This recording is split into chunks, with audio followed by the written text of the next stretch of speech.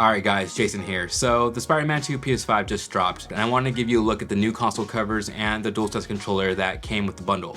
And I have to admit, I've been pretty excited about this one.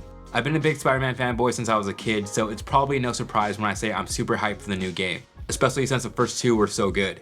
And what I really like is that Venom is a big part of this edition, so let's go ahead and take a closer look at everything. Before we see what's inside, let's check out the box since there are some cool things going on here. So on the front we have the limited edition branding and the Spider-Man 2 cover art with Peter and Miles. And if you look close, you can see the black webbing and Venom symbiote already moving up Peter's arm. And then on the sides we have the Spider-Man logo and some other images of the console, but probably the centerpiece of the box is this really cool artwork on the back of Miles and Peter fighting Venom. You can see details like Miles charging up his powers, the rain splashing, and cars and people on the street.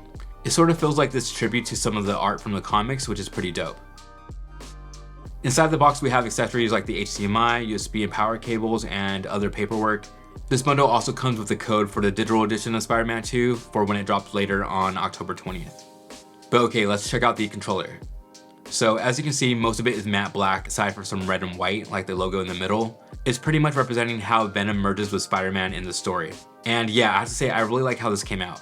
Off the bat, one cool detail is that the D-pad is all black while the action buttons on the opposite side are still white, like the standard controller. That sort of highlights how this is a part that Venom hasn't taken over yet. And if we flip the controller around, you can see that the back is completely black already. But yeah, I'm really liking this design, but it looks even better when it's next to the PS5. This thing looks really pretty. So both sides of the console have a different look. One of the covers is totally black with a white Spider-Man logo at the bottom, while the other is black and red just like the controller with another Spider-Man logo in the corner. It's definitely unique, but let me know what you guys think in the comments. So here's the standard PS5 in white next to the red and black edition. And with them side by side, you can see how much the Spider-Man version stands out from pretty much everything else in the room. One thing I want to note, I do think it looks better when it's standing up instead of laying down. And as a little bonus, here's how the console looks with the white covers on each side since I got kind of curious. So just like the standard PS5, we have a ton of ports on the back. One for an Ethernet cable, an HDMI port, 2 USBs, and a power cable. It also comes with 825 gigabytes of storage for games.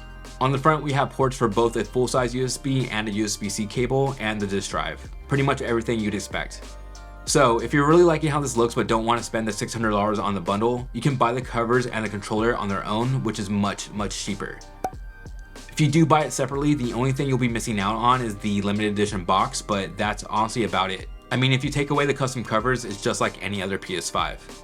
Okay, so one thing I was really interested in seeing was how this would compare to the limited edition PS4 Pro that dropped for the first Spider-Man game back in 2018. I still think that one is one of the best limited edition consoles I've seen over the last few years. And this PS5 is great, don't get me wrong, but I do feel like there's a lot of room left for creativity. Like the entire middle portion of the PS5 wasn't even touched.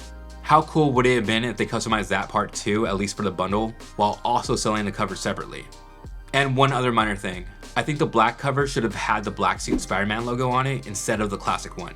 I mean, that makes sense, right? Because now we have the same Spider-Man logo twice on one console.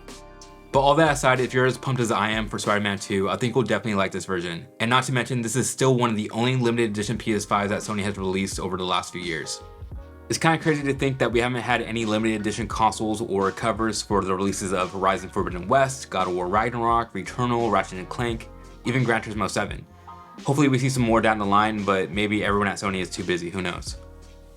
Alright guys, let me know your thoughts, and if you want to learn more about PS5's Pro controller, the DualSense Edge, check out my review of it here. Catch you next time. Peace.